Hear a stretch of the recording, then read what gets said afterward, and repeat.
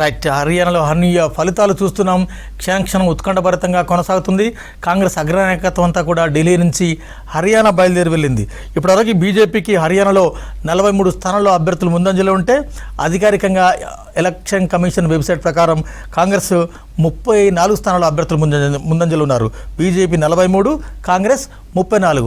అంటే దాదాపుగా బీజేపీ అభ్యర్థులు మెజార్టీగా ఆధిక్యత కనబడుతున్నారు. కాబట్టి ఆ పార్టీ అధికారంలోకి వచ్చే అవకాశం ఉందని విశ్లేషకులు చెప్తున్నారు. ఇక జమ్మూ కాశ్మీర్లో స్పష్టమైన ఆధిక్యతను కూటమి కనబడుతుంది.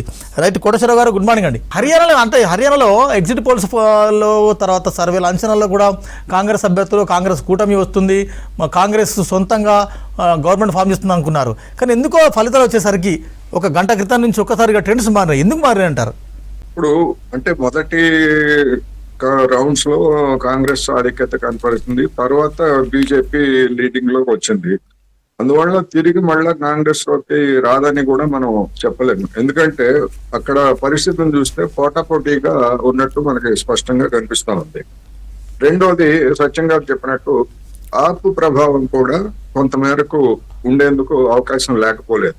అందువల్ల అంటే ఒక అర్ధగంట క్రితం బీజేపీ మళ్ళా 47, 48 దాకా వెళ్ళి మళ్ళీ ఇప్పుడు 44లకి వచ్చినట్టు చూపిస్తున్నారు. అందుకని నెక్ టు నెక్ రేస్ జరుగుతూ ఉంది. మిగిలినటువంటి చిన్న చిన్న పార్టీలు అనేటువంటివి పుంజుకుంటున్నట్టుగా కూడా మనకి ఇండికేషన్స్ వస్తున్నాయి. అందువల్ల నా అభిప్రాయం ప్రకారం అక్కడ హంగు ఏర్పడేటువంటి అవకాశం ఉంది. ఇప్పుడున్నటువంటి ధోరణి ప్రకారం అయితే బీజేపీ పెద్ద పార్టీగా అంటే సంపూర్ణమైనటువంటి మెజార్టీ తెచ్చుకునే పరిస్థితులు అయితే కనపట్లేదు. పెద్ద పార్టీగా బీజేపీ కనుక వచ్చేట్లయితే చిన్న పార్టీలని మరి అది మేనేజ్ చేసుకోవడానికి అది ప్రయత్నిస్తుంది. అయితే బీజేపీతో గతంలో చిన్న పార్టీలు పొందినటువంటి అనుభవం అనేటువంటిది చాలా బ్యాడ్ గా ఉంది కనుక ఆ పార్టీలు తిరిగి బీజేపీతో చేతులు కలుపుతాయా అనేటువంటి ప్రశ్న ఉన్నది. అందువల్ల మనం అప్పుడే దాన్ని ఇంకా చెప్పలేము. మరి ఒకటి ఇంకా 2-3 రౌండ్లు అయిన తర్వాత కానీ అక్కడ ఒక స్థిరత్వం అనేటువంటిది వచ్చే అవకాశం ఉంది. ఇక కాశ్మీర్ విషయానికి వస్తే, కాశ్మీర్ లో మొన్నటి లోక్సభ ఎన్నికల్లో బీజేపీ 2 లోక్సభ స్థానాలను గెలిచింది.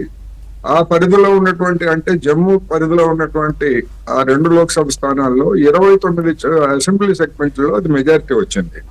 కానీ ఇప్పటికి వచ్చేసరికి ఆ మెజారిటీలు అనేటువంటివి అసెంబ్లీ సెగ్మెంట్స్ లో మెజారిటీలు అనేటువంటివి ఆ స్థాయిలో రావట్లేదు.